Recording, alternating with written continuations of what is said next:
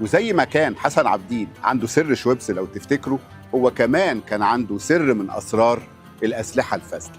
حسن عابدين انضم للفدائيين المشاركين في حرب 48، خد بعضه من ورا أهله وطار على فلسطين زي كتير من المصريين، راح عشان يشارك في الدفاع عن فلسطين.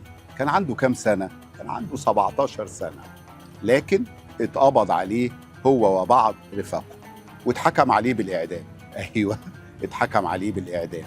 الحكاية دي قالها ابنه خالد في بعض وسائل الإعلام، واتقال إنه أحد الفدائيين وحسن عابدين بيتحاكم في المحكمة راح ولافف حوالين وسطه حزام ناسف وشوية متفجرات كده على مقاسهم، وهدد بنسف المحكمة لو ما تمش الإفراج دلوقتي عن حسن عابدين ورفاقه.